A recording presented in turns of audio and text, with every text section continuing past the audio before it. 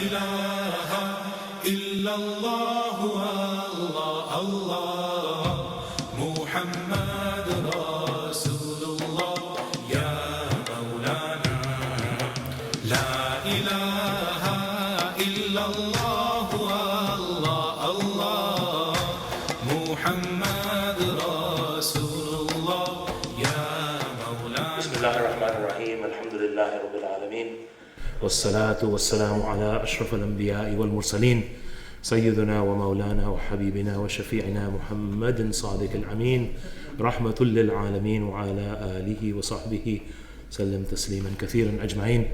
Assalamu alaikum wa rahmatullahi wa barakatuh. It is a great honor for us to be here with you tonight at the Al-Zawiya Masjid in the company of our teacher, our friend, our mentor, our elder, Shaykh Seraj Hendricks, and all of our elders and beloveds who are part of this community here in Cape Town and with the Muslims of this blessed place. We want to first of all acknowledge that the joy really on behalf of Shaykh Faraz, Shaykh Yahya, Ustad Amjad and Sidi Nader, the great joy we have of being here in Cape Town. We've been on the road for the past nearly 2 weeks, and I can tell you that the closer we got to coming to this place, the more excited we became, because this is a place of blessing. And we landed at Cape Town Airport just around midday, and mashallah, our host, Dr. Yusuf Patel, facilitated us to go immediately to the maqam of Sheikh Yusuf. And so we began this tour at the beginning of things. And coming to Al-Zawiya on this first night is also to be at the beginning of so many things. My name is Abdul Rahman Malik. I'm the programs director with the SeekersHub global organization. And alhamdulillah, it's been an honor of mine to work with partners across South Africa to facilitate this visit by our mashayikh. I want to also acknowledge all of the brothers and sisters who are here tonight. There are many old and dear friends in the audience, some we haven't seen in over a decade, and to see them tonight is not only moving, but a sign of the blessing of this city and the blessing of this place. We want to welcome our sisters, and we also want to acknowledge that there's a number of our elders, sister elders, who couldn't make it up the stairs, so they're listening from downstairs.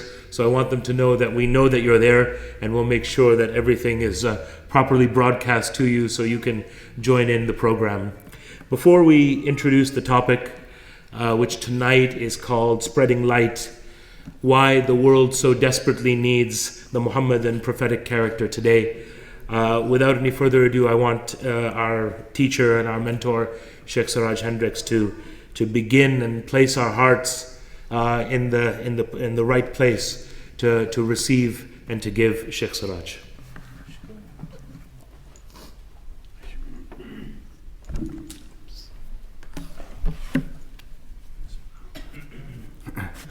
Assalamu alaikum wa rahmatullahi wa barakatuh. Just excuse my voice. I've been having a few problems this week, but inshallah ta'ala, with the barakah of tonight, we'll get through a decent sort of exposition, inshallah ta'ala.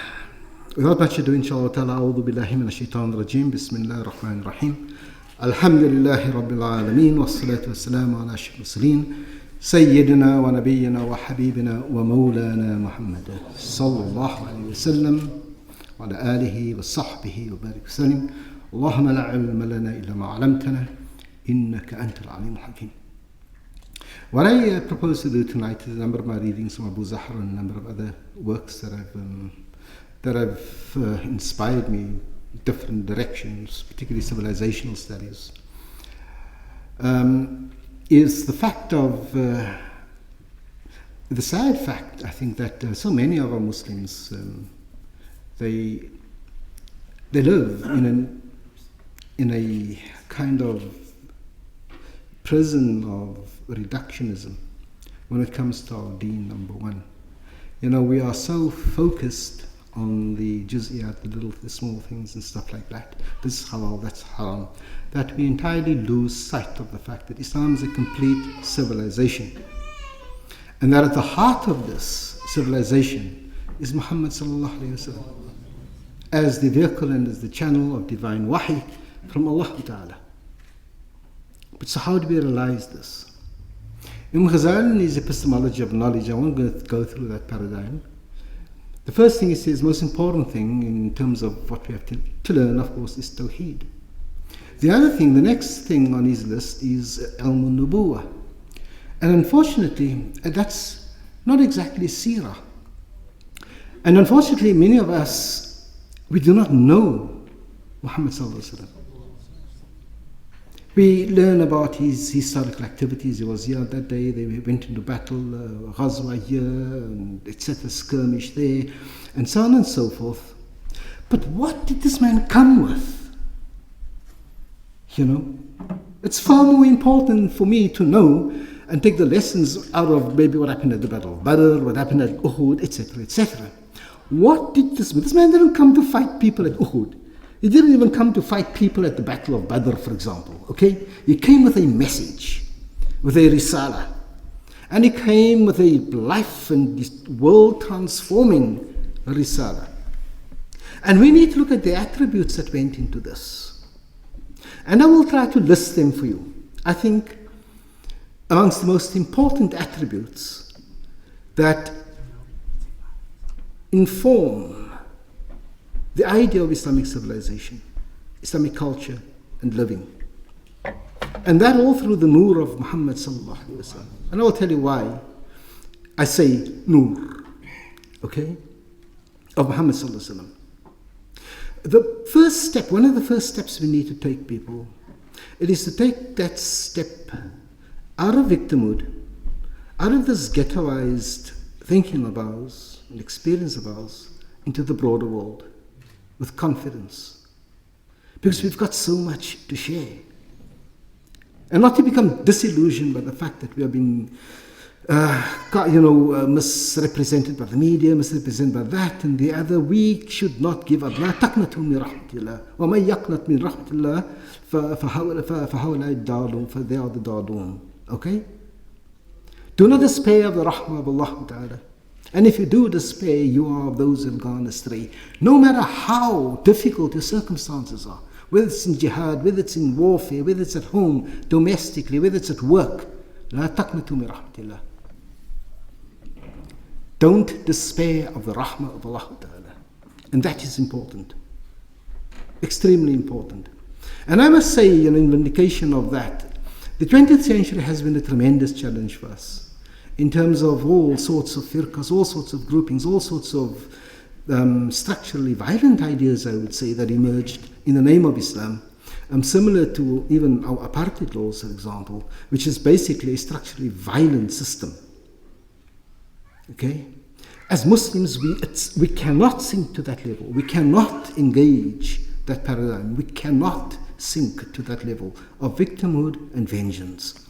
And this is so important for us, people.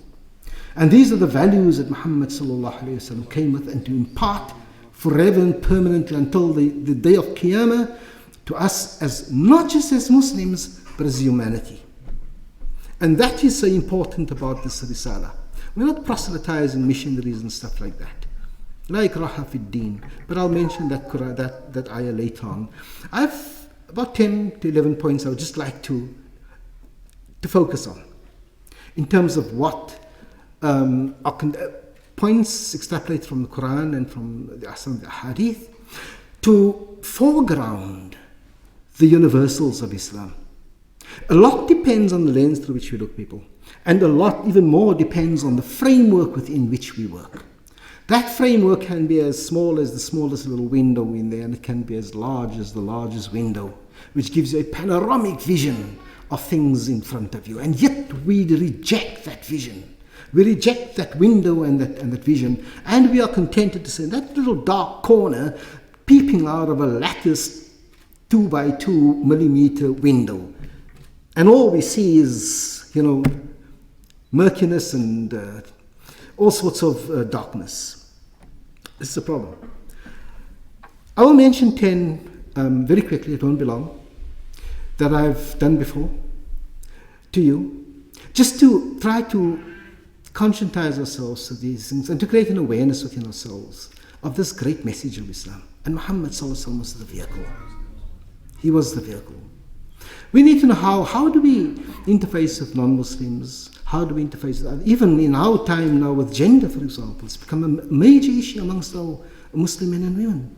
You know, the awful discrimination. There's one thing my mother, al-marhum, she passed away 2 weeks ago, you know. One thing she drummed into us unremittingly, and that was to respect women. And that is one thing that I thank her for now. For that alone she goes to Jannah, inshallah ta'ala. She beat it into us, in fact. Literally, I'm not lying to you. She beat it. And all my brothers who are sitting here will testify to this. My mother was by default on the side of her daughters-in-law. By default. So I stayed clear. Wallahi. By default, right or wrong. My wife is all sitting here somewhere. My daughters are sitting here. My brothers are sitting here, and they know that. By default, right or wrong. And we started to admire that because we knew what she was getting at. Anyway, having said that, let me try to venture into this panorama of views and ideas and facets of our deen that we need to focus on, interrogate, and which we need to embrace. Islam is not just theoretical knowledge, you see. It is holistic. We need to embrace it. We need to become it. Islam, many people say that Islam is a way of life. Yes, it is a way of life in one way, but that more or less emphasizes the zahir of things, the external things. To me, Islam is a way of being. We are in the process of becoming every day. And therefore, if you've performed haram today, I can't judge you tomorrow. You might have made tawbah and I'm judging you the tawbah. And as a tawwab, you are better off than me who committed no sin in the first place. That doesn't mean that you must go on, that's not a license for you to go on an apprenticeship of doing ill and then making tawbah. Okay, it's got to come naturally. So from that point of view alone, we need to respect each other. We need to respect humanity. You know? And I'll quote a hadith where the Prophet spoke about all adyan, all religions. First of all, when we think about ourselves as Muslims, we think about ourselves as a particular group of people with particular values, particular whatever we conceive those values to be, and with particular ideas, etc., about what it should be. Okay. But the first point, and this point is mentioned by Muhammad Abu Zahra, is a great scholar of the 20th century, and a number of other scholars, including Sayyid Muhammad Ali al-Maliki, is the fact that the first thing that we need to understand, he says, and they say, is this point, An-nas al-karamat al-insaniya, the dignity of the human being, across the board. Each and every human being has dignity. And we need to respect that. Al-karamatu al-insaniya. Laqad karramna bani Adam, says the Quran. We have honored the human race. It doesn't say laqad karramna al-muslimin or al-yahud or al-nasara or majus or anything else like that. It says mutlaqan laqad karramna bani Adam. And that's supported by a number of ahadith. Okay? Do we treat others and interface with others as if, that their dignity is as important to them as our dignity is to ours? لَقَدْ كَرَمْنَا بَنِي Adam. Point number one, we should focus on that. Develop that aspect, develop that attitude of ikram. Okay, fathers. The second point he mentions, I'm going to go through this swiftly because there's not much time.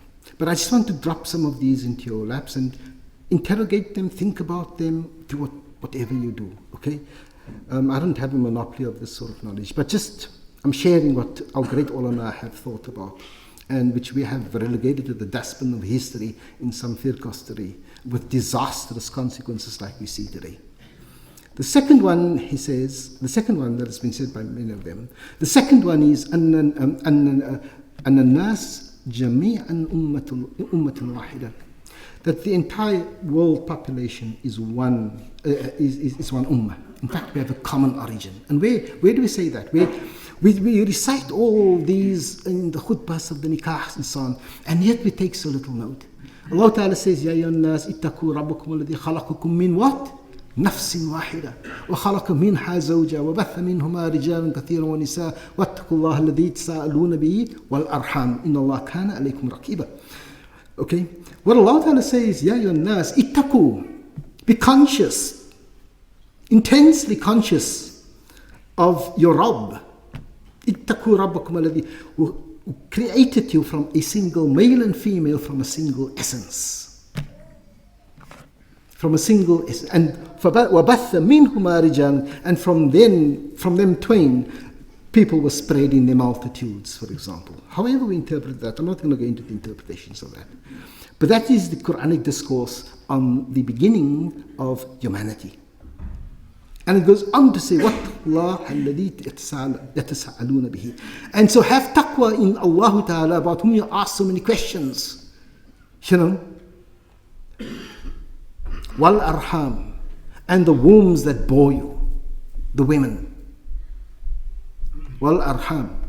And know, inna Allah kana alaykum raqiba. Know that if you are not in that mode, if you are not, if you deny your origin as being a common origin, the entire humanity, if you deny the fact that Allah Ta'ala has equated here in one single line taqwa with Allah Ta'ala and taqwa with the arham that bore you, with the wombs that bore you, then can you call yourself a Muslim? Can you call yourself a recipient of that shining light of Muhammad Sallallahu Alaihi Wasallam?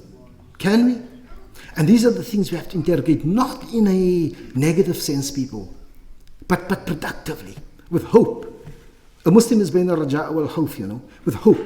Yes, you fear that you're losing the love of Allah Ta'ala, but you have the hope that He will accept your intentions, your motivations, your resolutions. I want to get closer to Allah Ta'ala. And how can I do that?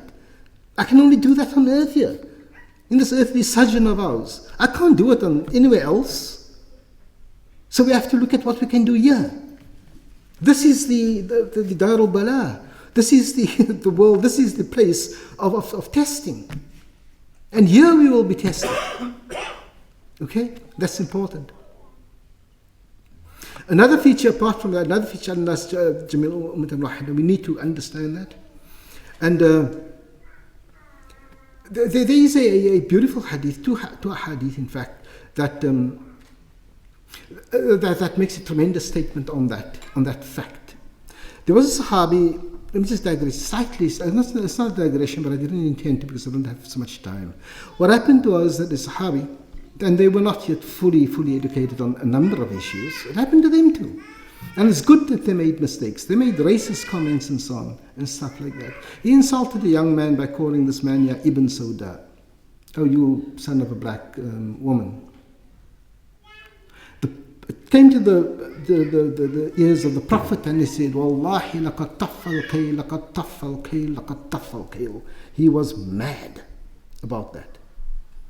The balance of justice has been destroyed, has been ruined.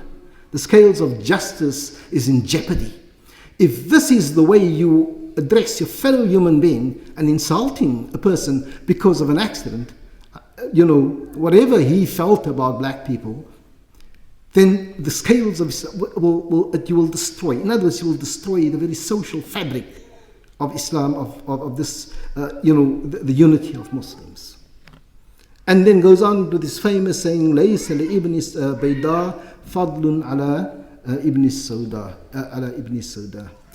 And listen to this, so there's no fadl over black and white and black and pink and white and greens and all sorts. I love colors anyway. There's a beautiful tapestry that Allah has created of different human beings. It's a tapestry of divine artistry, people. And we need to love that and embrace it. And then he goes on to say, وَلَا فَرْقٌ بَيْنَ دِينٍ وَدِينٍ فِي تَكْرِيمِ الْإِنسَانِ. SubhanAllah. And there is no difference between one deen, one religion, another religion, when it comes to the dignity of people and when it comes to honoring people. Do we do this? There's no difference. And then on occasion he's sitting and a beer passes him, a mate, janazah. And he jumps up and he stands. And the Sahaba thought that he didn't know who it was. And they pulled him down and said, Ya Rasulullah, hada Yahudi. That's a Jew. And he got up again. And he was angry.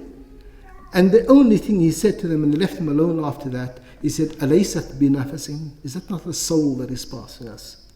Man stood up for a Jewish janazah or funeral.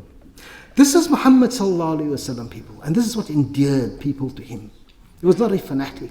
He was not an exclusionist. You know, some people completely confuse the independence with exclusionism. Yes, we ought to be independent as Muslims in our thinking and so on, but not in an exclusionist way, in an inclusivist way. Okay? Another issue that he often mentioned was the question of ta'awun, of helping other people. How many missionaries don't we see up and down Africa today? I think Islamic Relief was when I was in Paris last time to give a talk there, I saw the list. Islamic Relief, I think, was one of the only Muslim groups within and Gift for the Givers in the top 20. From number 1 to number 200, all Christian organizations helping people up and down Africa. It shocks you. It shocks you if you look at these things. And we are supposed to be ta'awun al-birri wa taqwa wa la ta'awun al-ithmi wal-udwan, and do not assist people in evil and bad dealings and bad issues. Okay? The fourth one I would say is tasamuh and ihtiram. Tasamuh means tolerance, but tolerance alone is not good enough. We've got to add to that the respect for the other. We've got to add to that respect, ihtiram. And there are so many dalils in the Quran for that, in the Sunnah of Muhammad sallallahu alaihi wasallam. With regard to this, that there are just too many to mention. So we have these first three, that the Karamat al-Insaniya, we have the fact that all human beings emanate from one source, we have the ta'awun, and then we have the tasamuh of respecting your fellow human being. Fasfahi safha al-jamil, says Allah Ta'ala in the Quran. What does that mean? And be open to forgiveness and tolerance to other people all the time. Islam should be alive in us no matter where we are and with whom we are. You don't, behave like a Muslim in the masjid or at home, and then when you go overseas into a foreign country and then you start, antagonize, you feel antagonism towards us. Let them feel antagonism, no problem. Your duty is to portray and present Islam in the best of possible ways. The fifth one is hurriya. And here we are so stifled on hurriya, on freedom. Freedom of association, freedom of movement, freedom of religion, freedom of everything. And we need to understand and embrace the fact that Allah Ta'ala had said, La ikraha fi din. In fact, a Kuwaiti lady who did a PhD on women, the role of women in society, where they can become judges and leaders and stuff. An amazing doctorate she wrote. That was one of the issues she said when she spoke about the fact that women can become qadis, and she argued amazingly for that they can become ulama, etc., etc. But many scholars who looked at her, non-Muslims and Muslim scholars who looked at her thesis, has still not been able to refute her view that for the first time in history, a concept acknowledging the freedom of other people to believe and do what they want to do in La ikraha fi din. Now she enters that as a first in the Quran, La ikraha fi din. And no scholar up until the end, if any of you are, please go and try and trump that one. I've tried to look at the Hammurabi Code, which doctors know, so many issues I've looked at. I have not been able to find a single thing. That the Quran was the first book, and shukran to her for making that observation, that endorsed the freedom of people. Do you know that? The Roman empires were before that. There were so many other, we know all about the Syrian empires. They were all tyrannical empires, etc., etc. Either you toe the line or you don't and you get killed, kind of thing. Islam said, La ikraha fi din.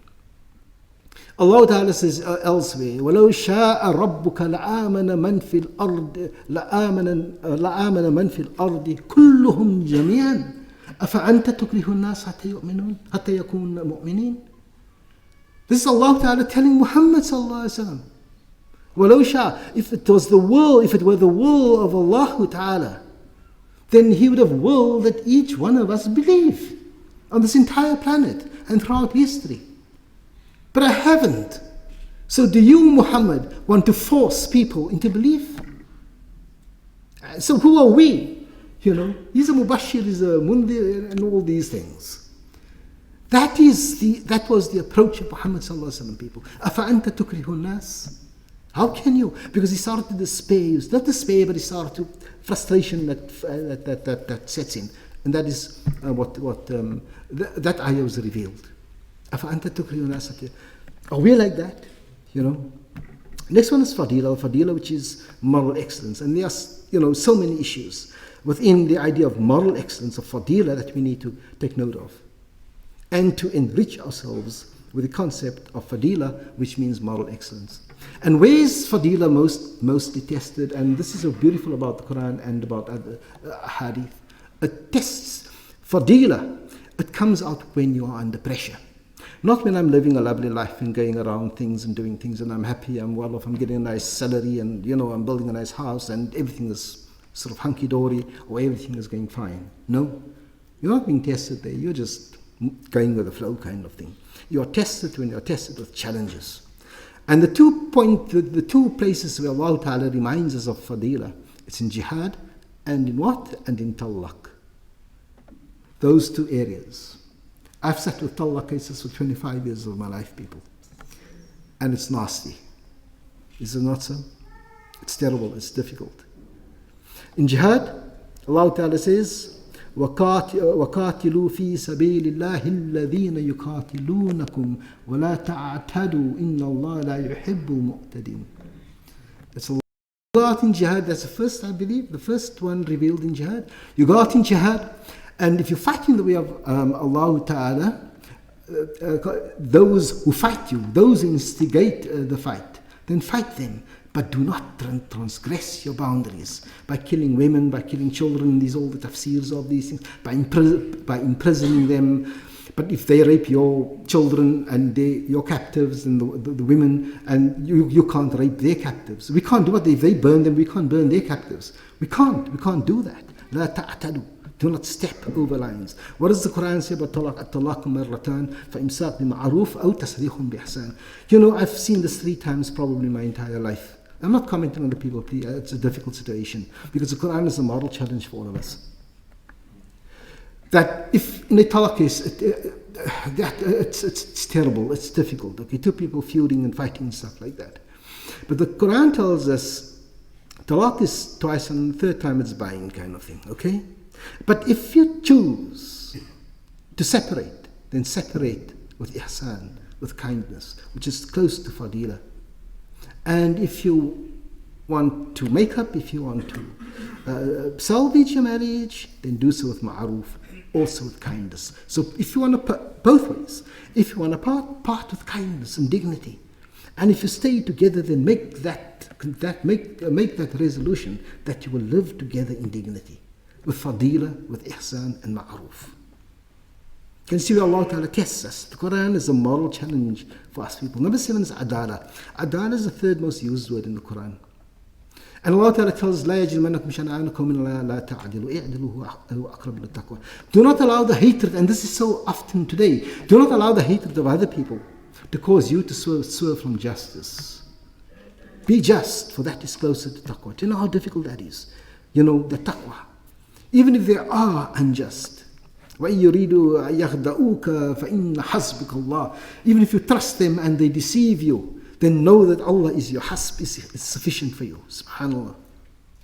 Adala is the most mentioned word in the Quran is Allah, as I've said before. The 2nd most mentioned word in the Quran is what? Is ilm. And the third, with all its mutaradifat, with all its synonyms. And the third most mentioned word in the Quran is adala, with its synonyms like qist and so on. Shahidullahu annahu la ilaha illa huwa wal malaikatu wa ulul ilmi qa'iman bil qist. Subhanallah. One ayah containing that truth. Shahidullah annahu la ilaha illa tawheed. Allah. And who does it? The malaika and the ulul ilmi, people of knowledge. But not just people of knowledge, people who are qa'iman bil qist, knowledgeable people who are firm, who stand up firmly for justice. We can all be knowledgeable people. Okay? And that is important about adala. The eighth one is al-mu'amalat bil-mithl, and that is for us to, when the Prophet said, "Amil nas kama tuhib an yu'amiluka bihi." Treat other people as you like to be treated. It's always a platitude, you know, and yet we don't do it. It's always a platitudinous truth, and yet it's so difficult for us to do. And tuhib li akhik ma tuhib li nafsik. Do you really? Do I really? I'm sorry, I don't preach. I'm asking myself, do I really, want to do that? And then number 9, which says al-wafa'u bil ahad. Awfu bil uhudi idha ahadtum. For example,